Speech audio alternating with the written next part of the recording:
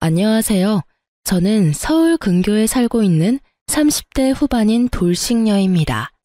사연을 듣다 보니 문득 나도 한번 보내볼까 싶더라고요. 그래서 제가 겪었던 일들을 사연으로 적어 보내봅니다. 예전 저처럼 미련스럽게 사시는 분들이 혹시나 계신다면 부디 제 사연을 들어보시고 용기 내시라고 전하고 싶네요. 저와 남편은 대학교 때 첫 미팅 자리에서 만나게 되었습니다. 때묻지 않은 그 사람의 모습이 좋아 만나기 시작했고, 연애를 시작하고 얼마 되지 않아 저는 대학교 휴학을 하고 그 등록금으로 의류 사업에 뛰어들었습니다. 생계 목적은 아니었어요. 그냥 그 당시에는 학업보다 사업 쪽이 저한테 더 맞는다는 생각이 들었거든요. 저는 밤낮 없이 동대문을 다니며 물건을 비교 또 비교하고 어떤 시즌엔 중국 시장까지 방문해 물건을 고르기도 했습니다.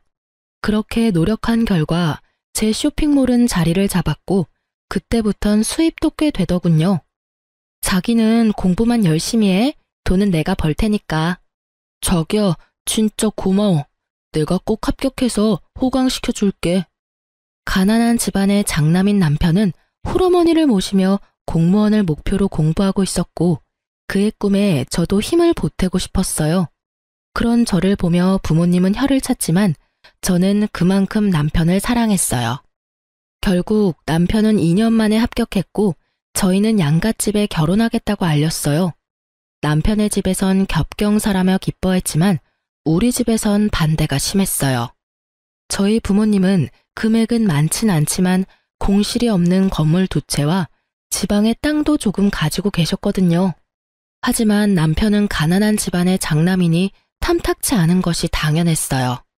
엄마가 반대하시며 하시던 말이 아직도 머릿속에 생생하네요. 걘 착한 게 아니라 우유부단한 거야. 그런 남자랑 살면 여자가 고생해. 제발 엄마 말 좀 들어. 그때 말을 들었어야 했는데 전 막무가내로 결혼을 밀어붙였고 결국 저희는 결혼하게 되었어요. 제가 그 당시 청약에 당첨이 돼서 34평짜리 아파트에서 신혼살림을 시작하게 되었고 필요한 가전 가구도 제가 다 했어요. 남편이 취업을 갓 했으니 능력이 되는 내가 하는 것이 당연하다 생각하면서 준비했어요. 대신 예물 예단은 다 생략하기로 하고요. 괜히 그런 걸로 시댁과 친정 사이에서 스트레스 받고 싶지 않았어요. 물론 형편이 안 되는 시댁을 배려하고 싶은 마음도 있었죠. 결혼 생활은 부모님의 우려와는 달리 행복했어요. 결혼 생활에 집중하기 위해 사업도 잠시 접은 저는 칼퇴근을 하고 돌아오는 남편을 위해 저녁을 준비하고 그런 대접을 받은 남편은 저에게 항상 이런 말을 해줬어요. 내가 전생에 나라를 구했나 보다. 우리 여보 같은 여자가 나랑 살아주고 말이야. 알면 잘해. 아니다. 앞으로도 지금처럼만 해. 알겠지? 그럼. 앞으로도 충성을 다하겠습니다. 충성! 이렇게 저희는 1년하고 6개월 행복했습니다. 문제는 엉뚱한 곳에서 생겼어요. 신랑의 남동생, 그러니까 시동생이 결혼하고 난 뒤부터 저희는 틀어지기 시작했어요. 안정된 삶을 위해서 공부를 했던 남편과는 달리 시동생은 이 일 저 일 가리지 않고 닥치는 대로 일만 해서 가게를 차렸어요. 장사가 꽤 되는지 장가 갈 때 집을 시동생이 스스로 장만해서 갔다고 하더라고요. 물론 시댁 도움은 없었고요. 시동생이 능력이 되니 동서도 시집 올 때 다 갖춰서 왔어요. 어머님께 코트, 가방, 심지어 집에 소파까지 바꿔드렸다고 하더라고요. 이때부터 시어머니의 비교와 홀대가 시작됐어요. 아가, 내가 아들이 2명이나 있는데 이런 대접은 또 처음 받아보는구나. 정말 고맙다, 아가. 아니에요, 어머니. 당연히 해드려야죠. 아이고, 마음씨도 고운 것. 우리 집에 복덩이가 들어왔어, 복덩이가. 아유, 어머님, 그만하세요. 형님 섭섭하시겠어요. 섭섭하기는 첫째야. 섭섭하니? 아니에요. 어머님, 섭섭하기는요. 뻔히 제가 있는 자리에서 몇 번이고 이런 얘기를 주고받는데 바보가 아닌 이상 알죠. 왜 모르겠어요? 아, 나는 미운털이 제대로 박혔구나. 양가 집안 합의로 예물 예단도 생략했던 건데 그건 까맣게 잊으신 듯 보였어요. 점점 비교와 홀대가 심해졌지만 크게 신경 쓰지 않았어요. 제가 아예 해온 것이 없다면 눈치가 보이긴 했겠지만 금액으로 따지면 제가 동서보다 더 많이 해왔으니까요. 그저 따지고 들기 싫어서 조용히 있었어요. 전 당당했고 참을만 했으니까요. 하지만 점점 참을 수 없는 일이 벌어지더군요. 예, 둘째네 오늘 병원 다녀왔는데 아들이란다. 이게 무슨 겹경사니? 정말 복덩이도 그런 복덩이가 없어. 어머, 너무 축하할 일이네요. 시어머니의 전화를 받은 저는 온몸에 소름이 돋으며 큰일이다 싶더군요. 앞으론 애 문제로 날 볶아대겠구나 싶어서요. 아니나 다를까 심할 때는 하루에도 몇 번씩 시어머니에게서 전화가 왔어요. 너흰 아직 소식 없니? 네, 어머니, 아직이요. 곧 생기겠죠. 곧이 언제니 대체? 너희 결혼한 지 이제 2년째다. 둘째네는 떡하니 아들까지 가졌는데 명색에 장남은 소식도 없으니 너희 노력은 하고 있는 거 맞니? 혹시 각방 쓰고 그런 거 아니지? 너희 혹시 피임하니? 처음에는 조심스럽게 물으시던 소식도 시간이 지날수록 점점 선을 넘으시더군요. 부부관계에 시어머니가 간섭하기 시작했고 심지어는 제 월경 날짜를 물으시곤 합방 날짜까지 정해주시더군요. 전 참다 못해 합방 날짜가 적힌 문자를 남편에게 보여주었죠. 여보, 이거 좀 봐봐. 이게 뭔데? 무슨 날이야? 어머님이 우리 합방하라고 정해주신 날짜야. 어떻게 생각해? 뭐? 우리 엄마가? 왜 그랬지? 나한테 생리 언제 하냐고 물으시더니 이렇게 문자 보내셨어. 우리 엄마가 급하긴 급한가 보네. 웃음이 나와 지금? 나는 하루에도 몇 번씩 임신 독촉 전화 때문에 스트레스 받아서 잠도 못 자는데. 미안해. 근데 좋은 게 좋은 거라고 여보가 좋게 생각해주면 안 될까? 내가 당신 그렇게 말할 줄 알아서 참고 참다가 하는 얘기야. 어머님 나한테 임신 문제로 전화하기 시작한 게 벌써 한 달이 넘었어. 정도껏 하셔야 나도 참지. 이건 해도 너무하시잖아. 내가 보기엔 걱정이 돼서 이러는 것 같은데 당신이 너무 예민하게 받아들이는 것 같아. 흥분을 조금만 가라앉히고 좋은 게 좋은 거라고 좋게 생각해보자. 응? 그놈의 좋은 게 좋은 거라고는 무슨. 지금 생각해보면 이때 그만뒀어야 했는데 그 빌어먹을 사랑이 뭔지 남편의 그 우유부단하고 흐린 판단력도 사람이 너무 착해서 상황을 너무 좋게만 생각하려고 한다 싶더라고요.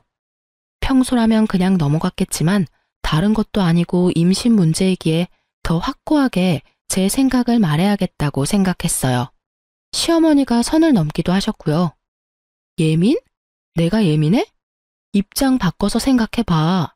우리 아빠가 당신한테 하루가 멀다 하고 전화해서 임신은 아직인지 같은 방은 쓰는지 서로 언제 잤는지 그런 걸 물어본다고 생각해봐. 심한 날엔 아침, 점심, 저녁 끼니 때마다 연락 오셔. 그런 날엔 나 밥도 제대로 못 먹어. 이래도 내가 예민하다고 생각해? 여보, 그리고 나라고 아기 가지기 싫은 줄 알아? 나도 아기 가지고 싶어. 남편을 잡고 얼마나 울었는지 몰라요.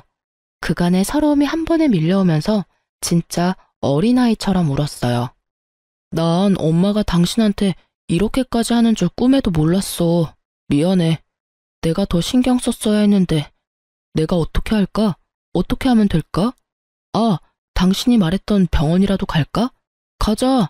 그까지 검사 받는 거 뭐가 대수라고. 내일 연차 쓸 테니까 당장 가보자. 정말? 당신 싫다고 했잖아. 당신이 이렇게 오는데 내가 싫은 게 대수야? 가보자. 가면 되지. 그리고 엄마한테도 내가 당장 전화할게. 그냥 하는 말이 아니었어요. 제가 보는 앞에서 시어머니께 전화를 걸더니 내일 병원 가기로 했으니 앞으로 임신 문제로 연락하지 말아달라고 아주 단호하게 말하고 전화를 끊어버리더라고요. 전 평소와 달리 확실히 내 편을 들어주는 남편의 모습에 화가 좀 풀렸어요. 그렇게 다음날 병원에 가서 검사를 받았어요. 아무래도 자연 임신을 기대하기가 좀 힘드실 것 같습니다. 생각지도 못한 결과에 저는 충격을 받았지만 저보다 더 큰 충격을 받아 금방이라도 울 것 같은 표정의 남편을 보니 어떤 말도 나오지 않더라고요. 집으로 어떻게 돌아왔는지 기억도 나지 않았어요. 그냥 정신을 차려보니 거실 바닥에 우리 두 사람이 꼭 안고 울고 있었어요. 여보, 괜찮아. 부모님께는 죄송하지만 우리 둘이 행복하게 잘 살자. 요새는 일부러도 안 낳는다잖아. 그렇게 좋게 생각하자. 그렇게 말해줘서 고마워, 여보. 다시 한번 느끼지만 당신 참 멋지고 좋은 여자야. 아니야. 당신이 멋지고 좋은 사람이니까 나도 그렇게 닮아가는 거야. 우리 행복하게 잘 살자. 그렇게 저흰 부모님께는 비밀로 하고 우리만의 행복을 위해 잘 살자고 서로를 위로했습니다. 남편의 전화 때문인지 시어머니에게서 더 이상 전화도 오지 않고 나름 평화로운 날을 보내고 있었어요. 며칠째 기운 없는 남편을 위해 선물이나 사줄까 하는 생각에 휴대폰으로 검색을 하고 있었죠. 그때 시어머니께 문자가 왔어요. 아가, 내가 급해서 그러는데 1,000만 원만 좀 빌릴 수 있을까? 너무 급해서 그래. 순간 멍하더라고요. 100만 원도 아니고 1,000만 원이라니. 혹시나 보이스피싱이 아닐까 하는 생각에 전화를 걸었어요. 아가, 문자 봤니? 네, 어머님. 혹시 무슨 일 있으신 건 아니죠? 그런 건 아니고 급하게 필요한 일이 있어서 그래. 혹시 누구한테 연락을 받았다거나 협박을 받았다거나 제가 걱정이 돼서 그래요. 얘가 사람을 세상 물정 모르는 노인네로 하는 것도 아니고 내가 보이스피싱이나 당할 사람으로 보이니? 빌려주기 싫으면 싫다고 말하려무나 쉐미 바보로 만들지 말고. 에이, 어머님은 참 혹시나 해서 여쭤봤어요. 요즘 세상이 너무 흉흉하잖아요. 어머님 계좌로 보내드리면 되죠?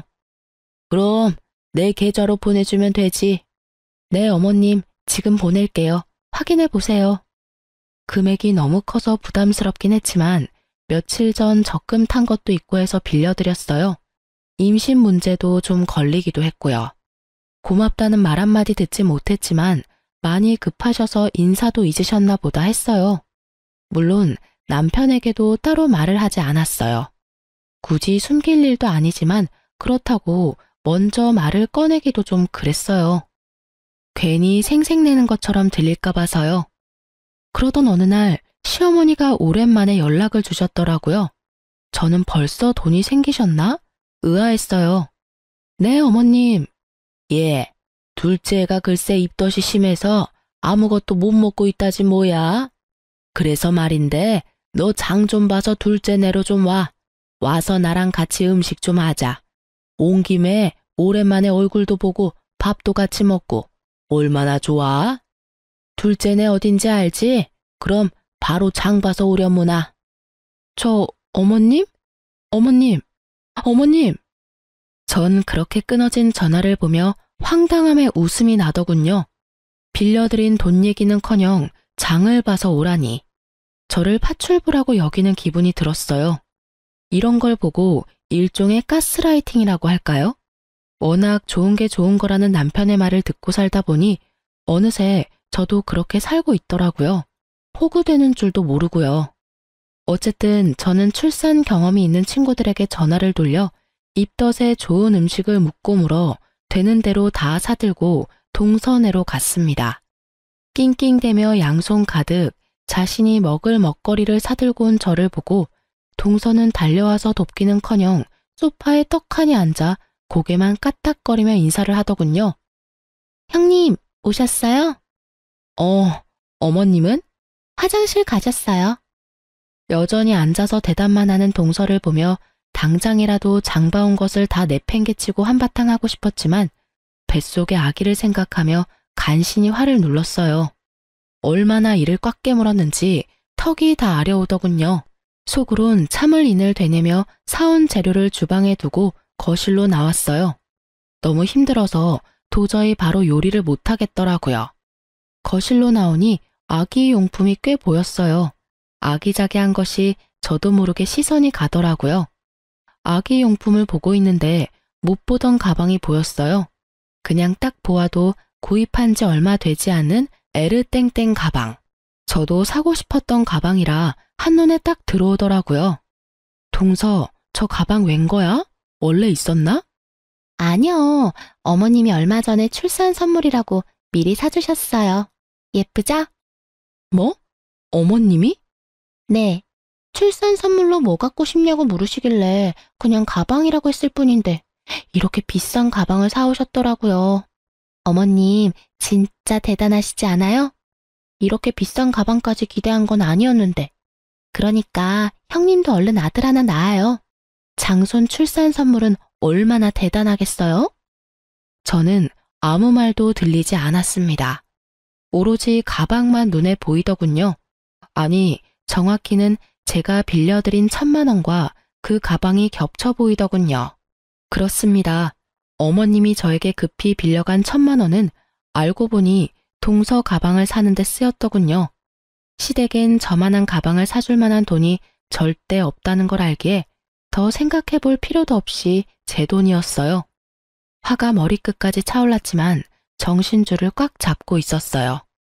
여기서 이성의 끈을 놔봤자 저한테 득될 것이 없었으니까요. 심호흡을 하며 최대한 이성적으로 생각하려고 노력하고 있을 때 화장실에서 시어머니가 나오더군요. 그러면서 한 손에 들고 있던 걸레를 저에게로 던지더니 이렇게 말하는 겁니다. 예, 음식하기 전에 청소부터 좀 해라. 임산부 있는 집에 먼지가 너무 많아. 네? 전 제가 들은 말이 맞는 것인지 제 귀를 의심했습니다. 시댁 청소를 하라고 해도 불만이 터져나올 것 같은데 하물며 손아래 동서 집을 청소하라니요. 청소 좀 하라고. 청소 모르니? 우선 거실부터 청소기 좀 밀고 걸레로 좀 닦아라. 그리고 밥 먹고 나면 안방도 좀 치우고, 아, 창틀도 더럽더라. 거기도 좀 닦고. 요새 미세먼지 때문에 난리야, 난리. 아, 청소기는 작은 방에 있더라. 그거 쓰면 된단다. 언제까지 그러고 있을 거니? 빨리 청소기부터 가져와. 제가 왜요? 제가 너무 황당해서 왜냐고 되물으니 시어머니는 동서 옆에 딱 붙어 앉아 동서 배를 만지며 대답했어요. 그럼 입덧 때문에 밥도 못 먹은 얘가 하리, 다 늙은 내가 하리. 여기 너밖에 더 있니? 좋은 게 좋은 거라고 가족끼리 돕고 살아야지. 아까부터 뭐하고 서 있니? 얼른 하고 저녁도 차려야지. 말도 안 되는 말을 말이라고 하고 있는 시어머니나 이런 말도 안 되는 상황에도 자신은 아무것도 모른다는 듯 불뚝 나온 배를 만지는 동서나 어이없기는 매한가지였어요.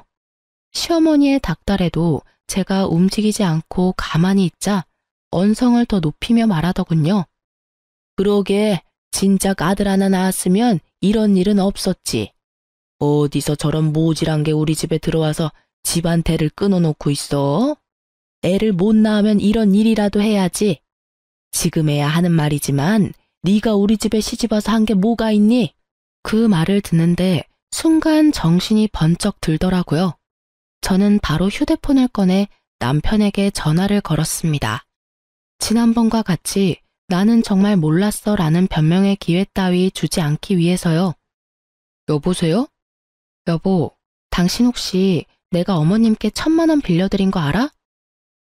그거, 응, 알고 있어. 그렇지 않아도 내가 고맙다고 말하려 했는데. 아, 알고 있었어? 그럼 그 1,000만 원이 어디에 쓰인지는 알고? 그거 재수씨 선물 사준다고 하시던데. 당신도 알고 있었어? 그럼 지금 내가 어디 있는지는 알아?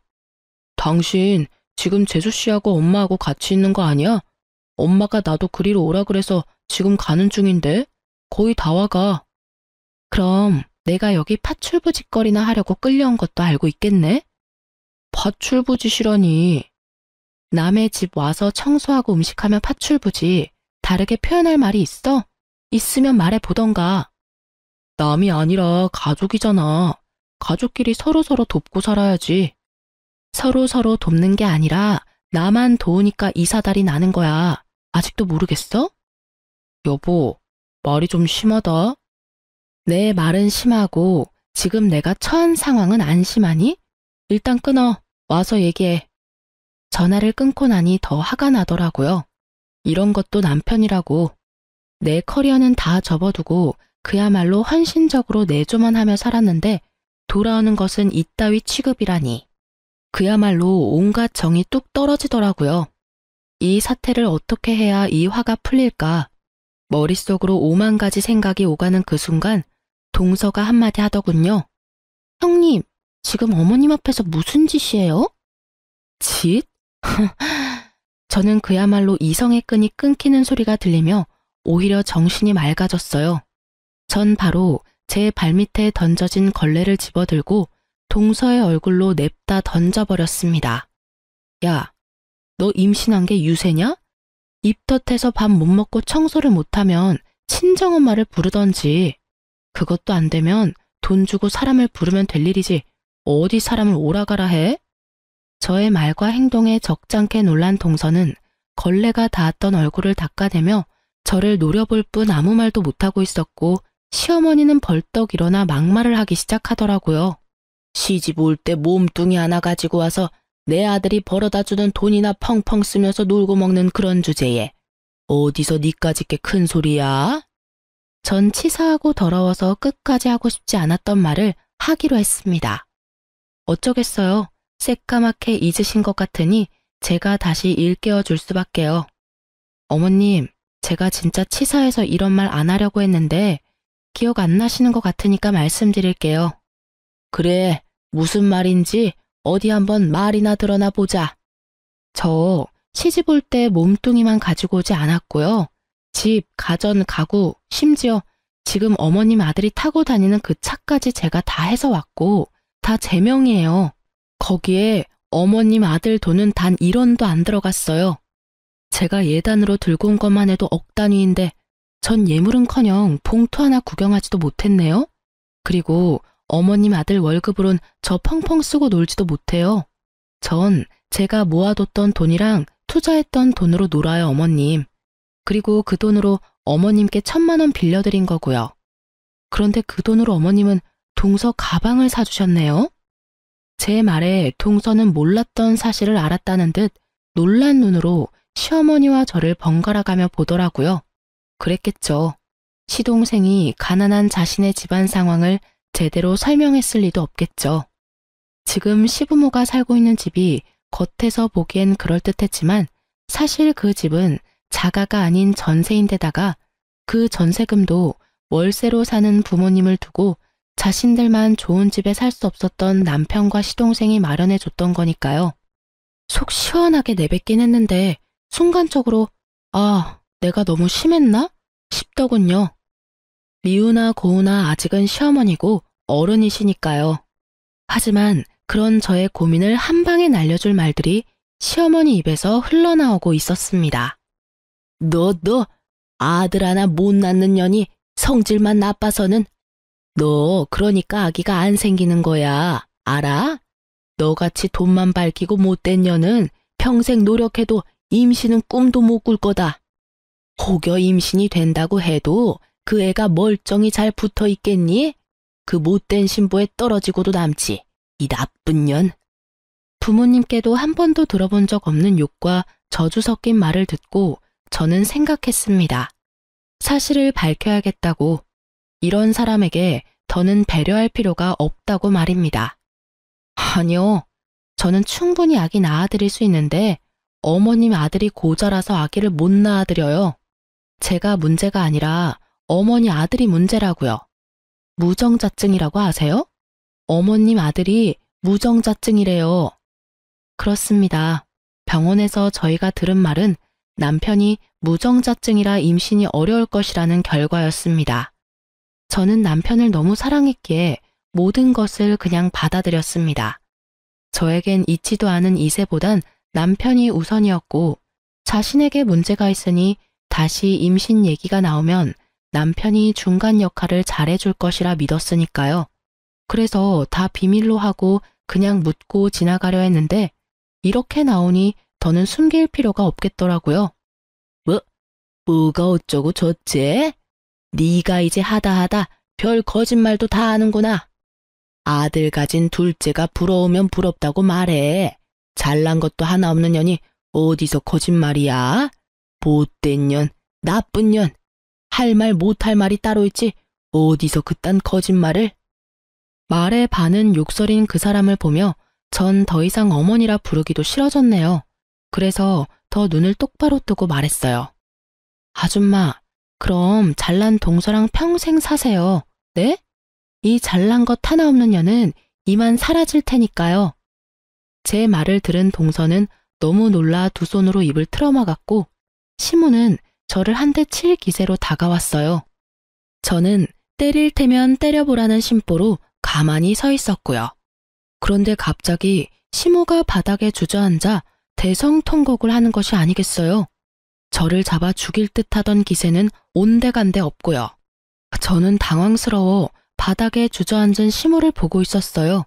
그 순간 제 뒤에서 목소리가 들려오더라고요. 이게 다 무슨 일이야? 엄마 왜 울어? 그래요. 남편이 어느새 제 뒤에 서 있더군요. 시무는 자기 아들이 오는 걸 보고 우는 연기를 시작하신 거였어요. 제가 아까 잠근 걸 혼자 들고 들어오느라 현관문을 열어두고 닫는다는 걸 깜빡했더라고요. 그 활짝 열린 문으로 남편은 들어왔다가 이 사단을 본 것이었어요. 당신이 뭐라고 했어? 남편의 물음에도 제가 아무 말도 안 하니 동서가 얄밉게 답했어요. 어머님이 청소 좀 도와주면 안 되겠냐고 하시니까 형님이 제 얼굴에 걸레를 막 던지고 어머님한테는 아줌마라고 하면서 소리를 막 지르시는데 저희 너무 무서웠어요. 무정자증 얘기는 빼더군요. 그건 동서도 입에 올리기 그랬던 모양이었어요. 동서의 소름 끼치는 연기가 끝나자 더 소름 끼치는 어머님의 연기가 시작되더군요. 아이고, 내가 너무 오래 살았지, 오래 살았어. 청소 좀 같이 하자고 했더니 시애미를 잡아먹으려고 하지를 않나. 손 아랫사람이 좋게 한마디 했다고 시애미 보는 앞에서 걸레를 집어 던지지를 않나. 그뿐이니 감히 내가 보는 앞에서 내 아들을 쥐잡듯이 잡고 아이고 내가 너무 오래 살았어. 내가 죽어야지. 이 꼴 보면서 더 살면 뭐해? 어머님 그런 소리 하지 마세요.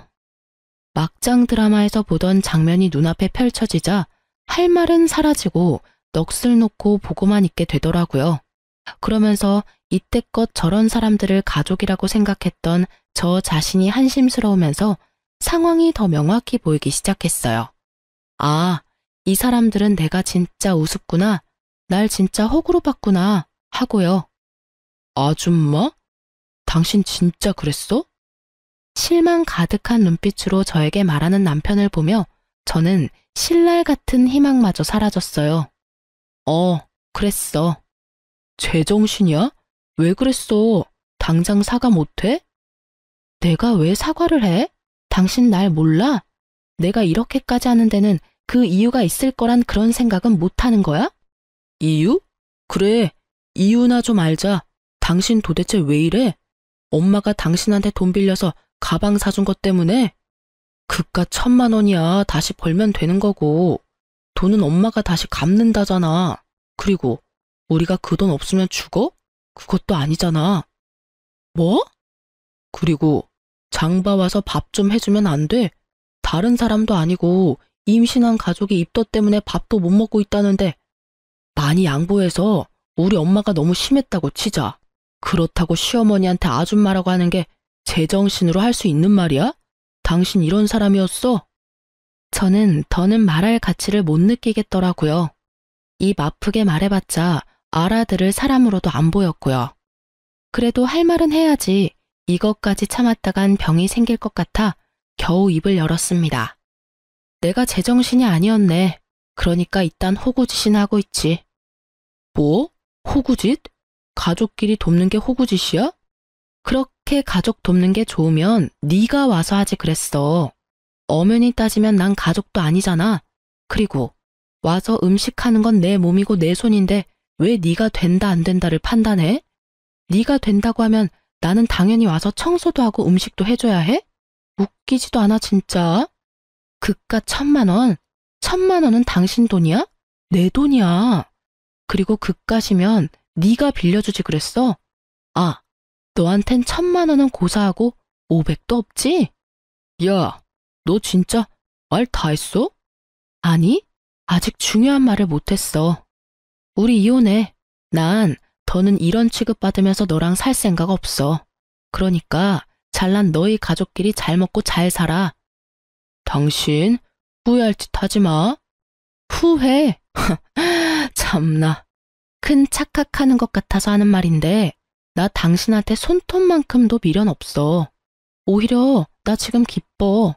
이젠 이 지긋지긋한 집안 안 보고 살아도 된다고 생각하니까 몸이 막 깃털처럼 가볍다고. 그러니까 너나 후회하지 말고 잘 살아. 그리곤 뒤를 돌아 그대로 나와버렸습니다. 뒤에서 남편이 부르는 소리와 어머니의 욕설이 들려왔지만 다 무시했어요. 차에 탄 저는 친정으로 향하며 바로 변호사를 선임했어요. 아주 비싼 돈을 주고 말이에요.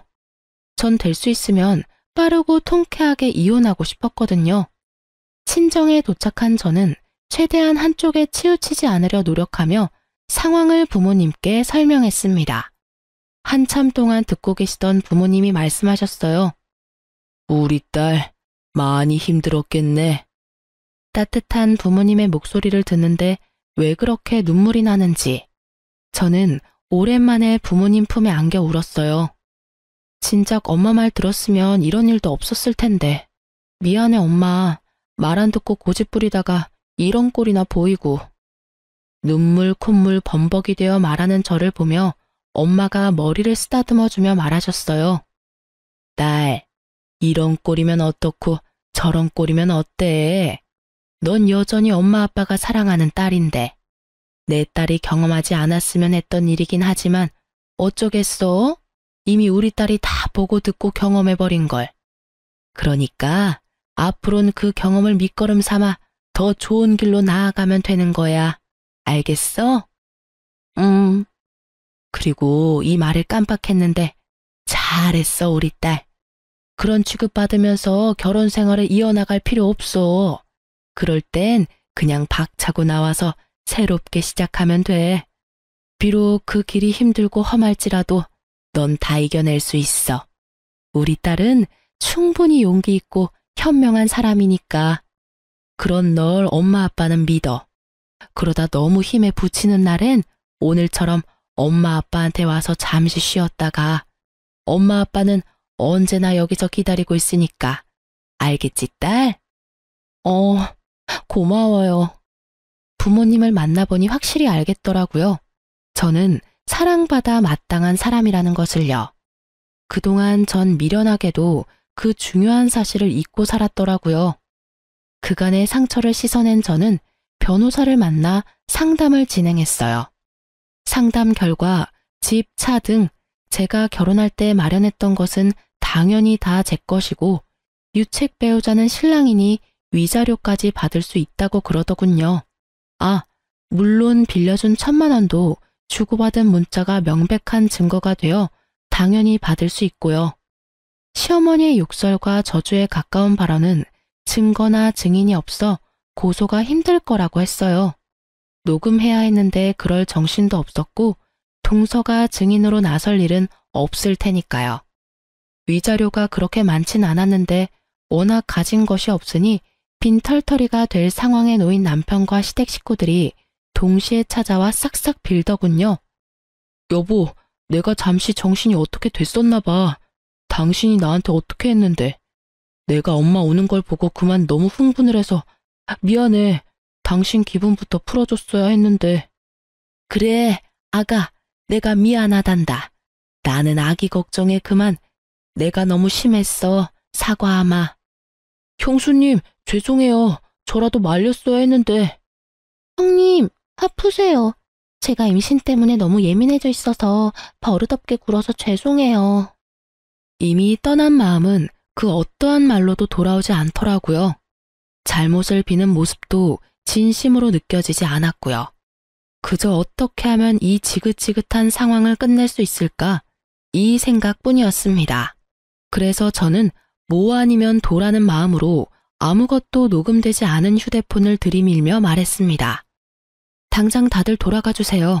그렇지 않으면 그날 어머님께서 저한테 욕하시고 심하게 말씀하신 거 이 휴대폰에 낱낱이 녹음되어 있는데 이것까지 변호사님께 제출해서 고소 진행해달라고 할 겁니다. 알겠어요? 그까지 걸로 고소가 되는 줄 아니? 그리고 내가 욕을 언제 했다고 그래? 고소가 된다고 하더라고요. 저희 변호사님이.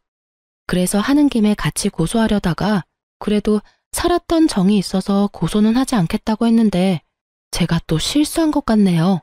어머님이 입에 담지도 못할 욕설과 모진 말들을 잊으신 걸 보니깐요. 원하신다면 한번 들어보실래요? 저도 한번 들려드리고 바로 고소 진행하죠 뭐. 저의 천연덕스러운 연기에 다들 입으로 욕은 하지 못하지만 눈빛으로는 심한 욕들을 하고 돌아가더라고요. 그렇게 저의 이혼은 빠르고 성공적으로 잘 마무리되었어요. 오래 연애를 했던 터라 이혼 후에도 남편의 얘기가 들려오더라고요. 그때 그 집 문이 활짝 열려 있어서 앞집 옆집 사람들이 싸우는 거 다 들었다더라. 너희 시댁, 아니 시댁이었던 집이랑 동서네랑 한 동네였잖아. 그 동네에 그 집 첫째 아들 무정자증이라고 소문이 쫙 돌았대. 거기에다가 그 시어머니였던 사람이 너한테 막말하면서 욕한 것도 소문이 쫙 돌아서 한동안 난리 났었어. 뭐 그런 뻔뻔한 집안이 다 있냐고. 그러니 그 동네에서 계속 살 수 있겠니? 아파트는 헐값에 그냥 처분하고 시댁집도 이사했다고 하더라. 우리 친구들 사이에도 소문 쫙 나서 네 전 남편 재혼은커녕 모임도 못 나온다 그러더라. 요즘엔 본가 들어가서 살고 있다나 봐. 하긴 너한테 위자료 주고 집 얻을 돈이나 있겠어? 그러게 좀 잘하고 살지. 너 같은 복덩이가 어디 있다고. 그러게나 말이다. 너희 부모님은 뭘 하셔? 내 얘기 들으시곤 잘했다고 칭찬까지 해주시더라. 하긴 나 같아도 그렇겠다. 하여튼 잘했어. 다음 주 모임인데 넌 나올 거지? 생각해보고.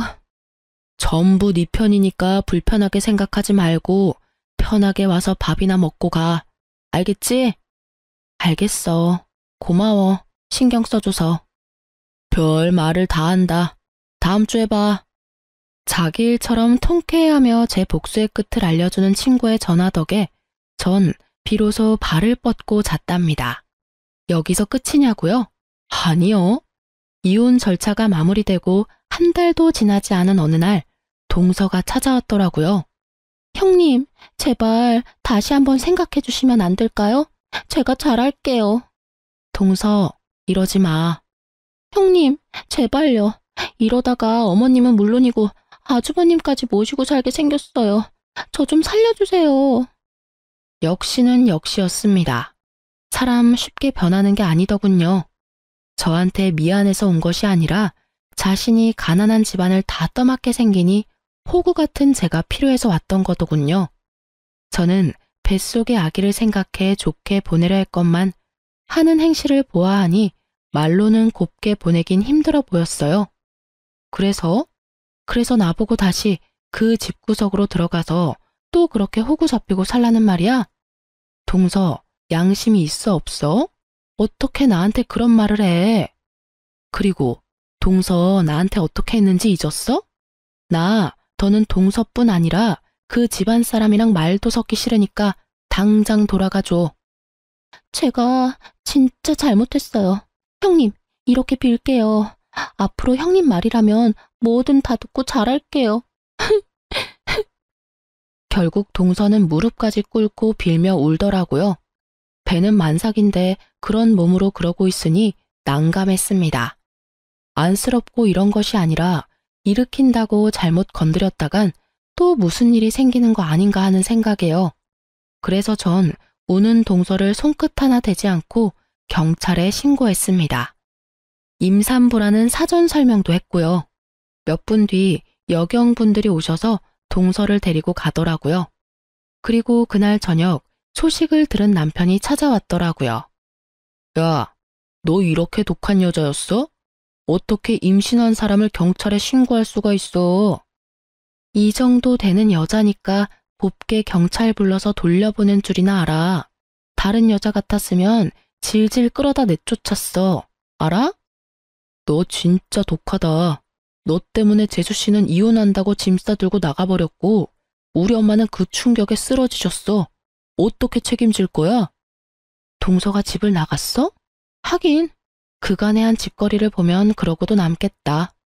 근데 그게 왜 내 책임이야? 호구짓 하던 든든한 방패막이 사라지니 도망친 동서나 그 충격으로 쓰러진 네 엄마나 전부 자기가 저지른 일, 자기가 벌 받는 거야. 당신 진짜 내가 알던 사람 맞아? 이렇게 피도 눈물도 없는 독한 여자인 줄도 모르고. 당신이야말로 이렇게까지 상황 판단이 안 되는 사람인 줄 내가 미처 몰랐네. 진작 알았으면 이런 꼴까지 볼 필요도 없이 끝냈을 텐데. 이런 꼴? 내가 하고 싶은 말이야. 이런 여잔 거 진작 알았으면 결혼도 안 했어. 아니, 애초에 눈길도 안 줬다고. 내가 당신이 진짜 좋아서 결혼한 줄 알아?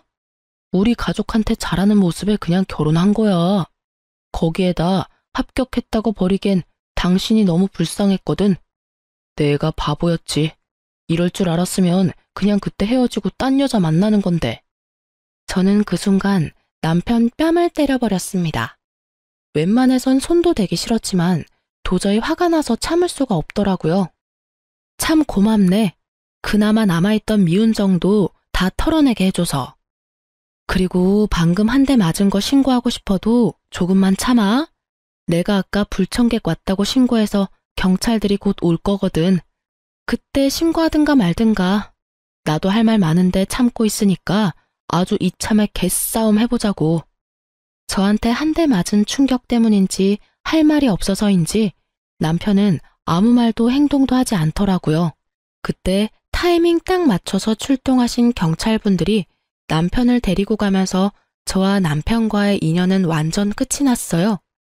이따금씩 들려오는 소식엔 결국 시동생네는 이혼을 했고 동서는 아기까지 버리다시피 하고 연락을 끊어버렸다고 하더라고요. 시댁 식구들과 남편은 다 저 때문에 일어난 일이라며 사람들에게 제 욕을 그렇게 하고 다닌다는 얘기까지 들려왔어요.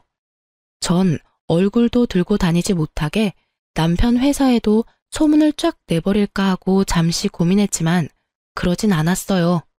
그렇게까지 해서 똑같은 사람이 되고 싶지 않기도 했지만 그 사람에게서 저를 잃게 만드는 것이 가장 큰 복수라고 생각했거든요.